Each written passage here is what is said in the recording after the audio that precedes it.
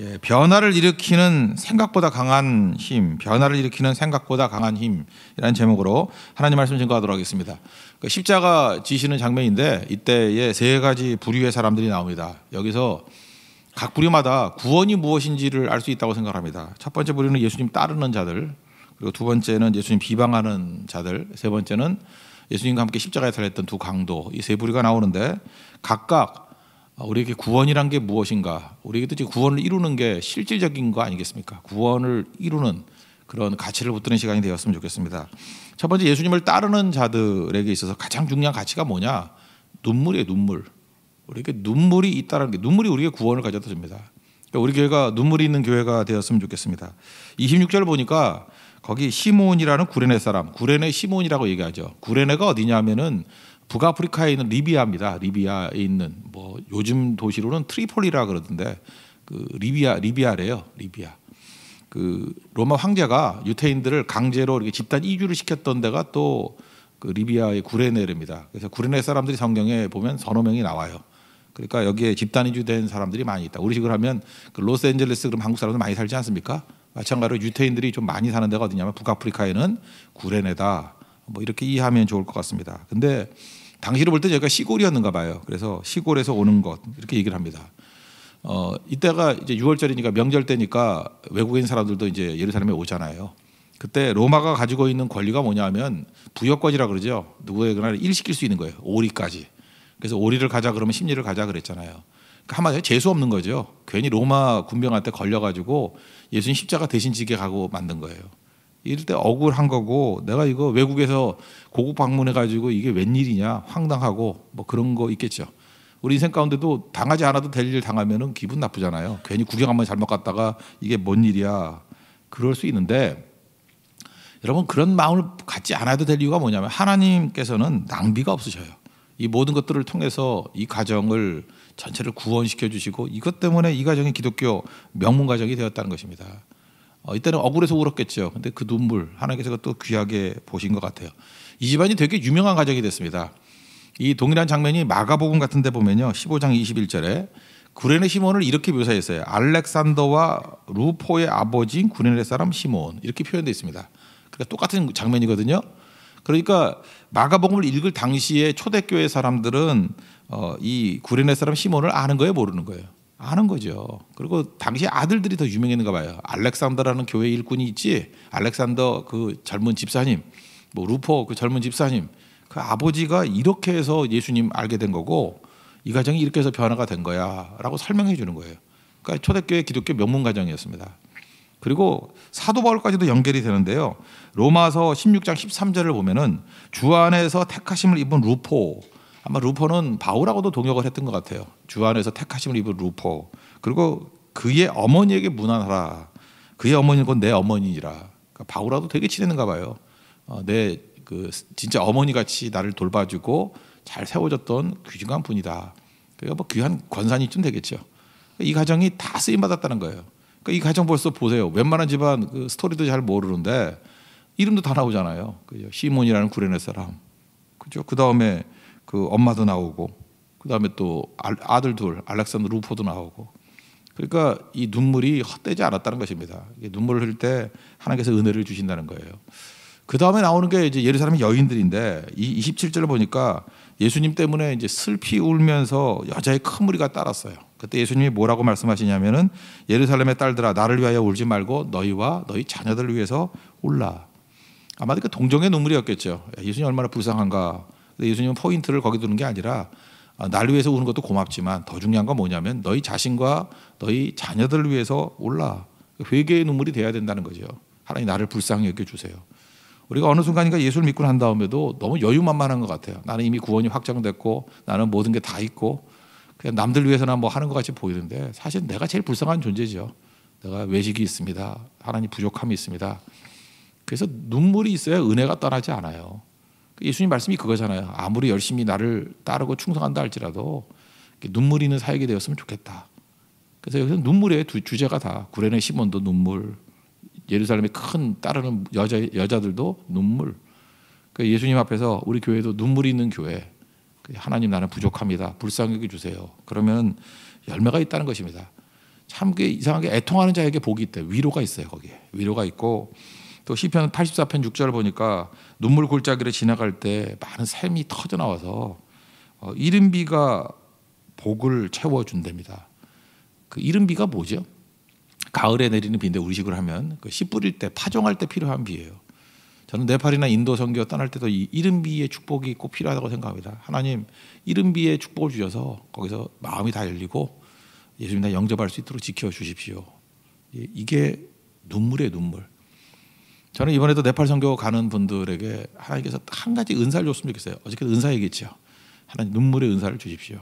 가는 곳마다 눈물이 있고 그 눈물이 떨어지는 곳마다 많은 샘이 되어서 살아나는 일들이 있게 된다는 것입니다. 그래서 예수님을 따르는 무리들을 통해서 한 가지 구원의 가치, 눈물의 눈물, 하나님께 눈물이 있는 곳에 위로와 구원이 있다라는 것입니다. 우리 삶 속에도 예수님을 향한 이런 뜨거운 눈물이 있는 우리 하나님의 거룩한 종 되기를 바랍니다. 두 번째 부류는 예수님을 비방하는 자들이에요. 비방하는 자들에게 있어 비방, 우리는 비방 안 한다고 생각하죠. 그 비방에 반대되는 말은 신뢰하는 거거든요. 비방은 의심 때문에 비방하게 되는 거예요. 그래서 조건 따지지 않고 주님께 드리는 신뢰, 이게 우리에게 구원을 준다, 이렇게 얘기할 수 있습니다. 예수님 이렇게 비방하는 사람들 세 부류를 말한다 그러면 백성들이 있었고 관리들이 있었고 군인들이 있었습니다. 이 세 부류. 첫 번째 35절 보니까 백성은 그냥 구경했는데 뭐 구경만 하는데 뭐 죄입니까? 예, 죄입니다. 구경을 하던 사람들도 비방에 포함된 거로 치고요. 관리들 좀 배운 게 있으니까 뭐라 그러냐면 이 사람들이 비우는 거예요. 남은 구원하였는데 자기는 구원 못한다. 십자가에 내려와봐 그랬죠. 딴 성경 보면은 남은 구원하면서 지는 구원 못해, 이런 거죠. 그러니까 네가 메시아면, 그죠? 메시아면 내려와봐 그랬다고. 내려와봐. 그렇게 조건이죠. 이게 맞는 얘기예요. 메시아면 내려와봐. 메시아니까 안 내려왔죠. 그죠? 메시아 아니면 내려왔지. 메시아니까 안 내려왔죠. 여기서 우리 알 수 있는 게 뭐죠? 내가 멋대로 만들어 놓은 조건이 그게 참과 거짓을 만들어내는 가치가 아니라는 것입니다. 비방이라는 거, 이 사람들만 비방한 줄 알아요? 우리들도 비방할 때 뭐 이런 거 있죠. 자꾸 조건 내세우는 거예요. 그러니까 구세주면 내려와라. 못 내려오면 구세주 아니지? 그거 아니잖아요. 우리도 스스로 이렇게 얘기해요. 하나님 나를 사랑한다 그러면은 이 문제를 풀어주세요. 이게 맞는 얘기예요? 그래놓고 자기는 철석같이 믿어요. 하나님이 이거 안 풀어주는 거 보니까 나 사랑하는 게 아니다. 아니죠. 나를 사랑한다면 이거 맞는 얘기예요. 이 문제를 풀어주세요. 이게 왜 맞는 거예요? 이게 비방이라고요. 하나님 나를 사랑한다 그러면 주님 뜻대로 해주세요. 그게 맞는 거죠. 이 문제를 풀어주는 게 하나님의 사랑인지 안 풀어주는 게 하나님의 사랑인지. 그럼 사도 바울의 육체의 가시, 그 하나님 나를 사랑한다 그러면 육체의 가시를 없애주세요. 하나님 사랑 안 했나요? 사랑하니까 육체의 가시를 남겨둔 거죠. 왜? 그래야 약한 데서는 능력이 온전하게 머무르기 때문에. 모르는 일이거든요. 우리가 하나님 비방 안 한다고 생각하는데 비방하는 게 뭐냐면 내 생각을 가지고 잠깐 조건을 거는 거예요. 하나님 뭐뭐 한다 그러면 이거 주세요. 뭐 이런 거. 철없는 여자애들이 남녀지간에 뭐 사귀면서 그러죠. 정말로 뭐 하나님 뭐 나를 사랑하고 뭐 좋아한다 그러면 뭐 이거 이루어 주세요. 잠깐만, 남자들이나 이게 사귀는 남자들 잠깐 하나님을 조건으로 들고 나가게 만들어 버린 사람이 있어요. 그 참 되게 믿음 없는 거거든요. 그래서 너 왜 하나님을 비방하냐 이렇게 얘기하면 제가 언제 비방했어요? 근데 그게 비방하는 태도거든요.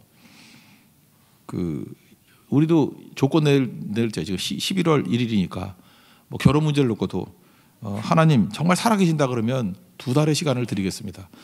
이런 게 비방이에요. 그죠?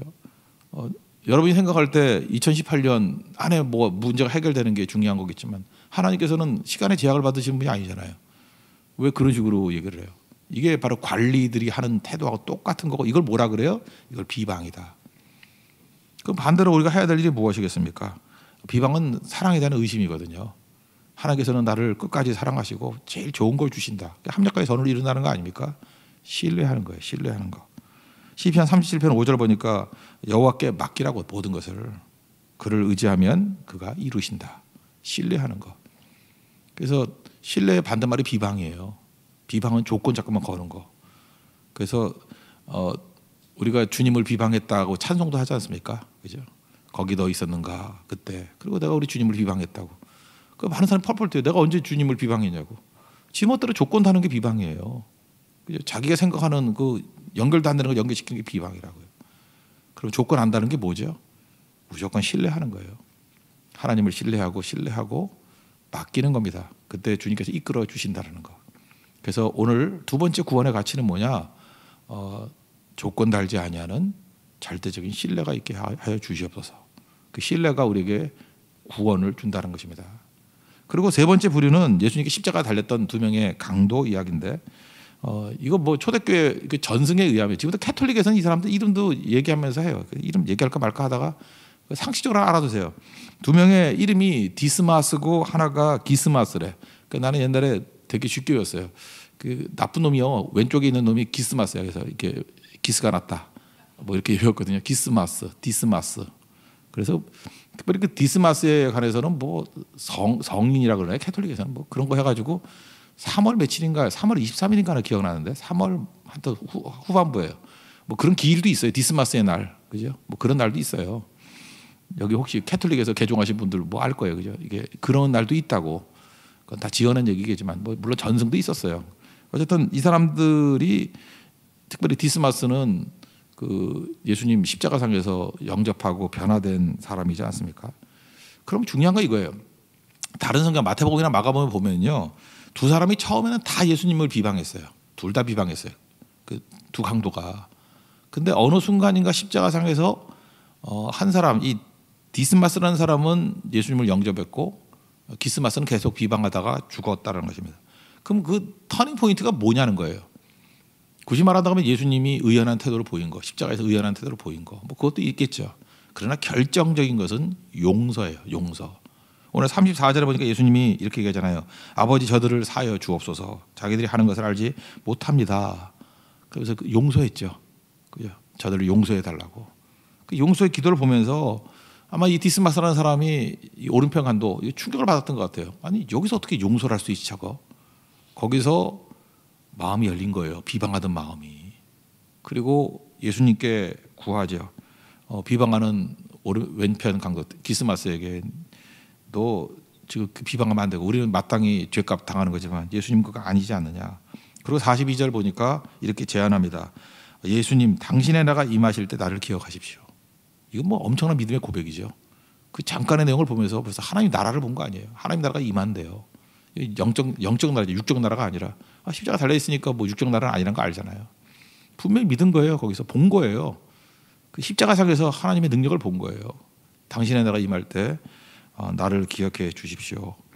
오늘날 너와 함께 낙원에 있으리라. 이 낙원도요. 이걸 뭐 천국이 아니거든. 이 단어가 파라데이소스라는 단어인데 파라다이스 그 단어예요. 파라데이소스. 낙원에 있으리라. 이것 때문에 캐톨릭은 또 무슨 뭐 연옥이라 그래서 뭐 천국 가기 직전에 뭐 잠시 머무르는 곳, 뭐 거기서 면제부 팔아가지고 그죠? 뭐 제대로 돈 내면 또 연옥에 있다가 천국 간다. 이런 거 아니고요. 문맥을 놓고 보면은 이 낙원이라는 거는 장소적 개념이 아니라 의미적 개념이에요. 그래서 그 70인역이라 그러죠. 히브리 성경을 헬라어로 이렇게 바꾼 거. 그 성경을 보면은 예를 들어 이사야서나 이런 데 보면은 이게 그 파라데이소스라고 번역된 것들이 에덴 동산으로 번역이 다 돼 있어요. 에덴 동산. 그죠? 에덴 동산. 그러니까 에덴 동산의 특징이 뭐죠? 하나님이 함께 하시는 곳. 그러니까 낙원에 있으리라 이 말은 그냥 우리식으로 얘기하면 그냥 하나님과 함께 있을 것이다. 그죠? 이런 낙원이라는 장소가 특정하게 있다라는 것보다도 에덴 동산 같이 하나님과 동행할 것이다. 나와 같이 있을 것이다. 그런 정도로 해석하는 게 옳다고 생각을 합니다. 이 비슷한 해석이 빌립보서 1장 23절에 나오잖아요. 내가 둘 사이에 끼었다고. 죽음과 현실 사이에 끼어 있는데 차라리 세상을 떠나서 그 어디 가는 거예요? 천국이죠. 세상을 떠나서 근데 그 천국이란 묘사를 이렇게 해요. 그리스도와 함께 있는 것이 훨씬 더 좋은 일이라. 그리스도와 함께 있는 것. 요때 요 개념이 파라데이소스예요. 그러니까 뭐 장소로 좋다 그런 뜻이 아니라 그리스도와 함께 있는 곳이라는 뜻이에요. 그죠? 그러니까 넌 나와 함께 있겠다. 뭐 별 관심도 없으니까 더 설명 안 할게. 하여튼간에 그 예수님과 같이 있겠다라는 거예요. 그죠? 그래서 뭐 낙원 여기서 뭐 헷갈려가지고 이 단어 갖고 흔들리지 마십시오. 근데 이 디스마스가 이렇게 변화됐던 이유가 뭐예요? 사람 변화시키는 것이 우리의 꿈 아닙니까? 영혼 건지는 게 꿈 아니에요? 뭐해서 뭐 복음 증거하고 뭐 하나님 나라 증거하고 이런 거 하나도 없었어요. 뭘 보고 가장 크게 변화가 됐죠? 용서하는 것을 보고 용서. 그죠? 손양호 목사님도 뭐 이렇게 용서하는 걸 통해서 그때 얼마나 많은 사람이 죽게로 돌아왔습니까? 우리 인생 가운데 마찬가지. 여러분 권위가 있고요, 능력 있는 종들이 되기 위해서 우리의 삶 속에서 용서가 있어야 돼. 용서가. 이 디스마스라는 오른편 강도는 뭐 예수님이 용서해 주는 걸 받아들였죠. 천국은 누가 가는 거예요? 죄 없는 사람이 가는 게 아니라 죄 용서해 주심을 믿고 받아들인 사람이 가는 곳이에요. 예수님이 우리 죄를 사하셨다 그러고 우리 위해서 죽으셨다 그런 것을 받아들이는 거, 용서를 받아들이는 거 1차. 그리고 우리가 용서할 때 사람들이 변화가 된다고요. 그래서 오늘 제목이 뭐예요? 생각지도 않았던, 우리가 생각보다 더 큰 힘이 뭐냐면 용서예요. 사람을 변화시키는 생각보다 큰 힘이 용서라고. 용서. 용서에서 구원이 있다라는 것입니다. 용서 파워 엄청납니다. 여러분 가정에서도 왜 자녀들이 이렇게 건강하게 자라는지 알아요? 그 안에 엄청난 용서들이 있어요. 사람이 거기서 무너지는 거고 거기에 구원이 있습니다. 오늘도 예수님이 십자가 달리시는 그 장면을 통해서 세 부류가 있잖아요. 우리에게 구원이 중요한 거잖아요. 우리 핵심이 구원 아니에요. 우리에게 구원이 임하게 해 주십시오. 너희 구원을 이루라. 눈물이에요. 눈물이 구원을 이루고요. 또 우리 삶 가운데 조건 달지 않은 신뢰가 주님 앞에서 구원을 이루고요. 신뢰라는 것은 몸을 맡기는 거예요. believe라기보다는 trust, 의탁하는 거, 그죠? 신뢰 그리고 용서입니다. 우리 가운데 이런 가치가 있다 그러면 우리 가운데 구원의 능력과 역사가 넘쳐나는 우리 하나님 백성이 될 것입니다. 이 은혜를 누리는 믿음의 종 되기를 축원합니다. 예, 모두 자리에서 일어나겠습니다. 우리 450장 찬송하겠습니다. 450장.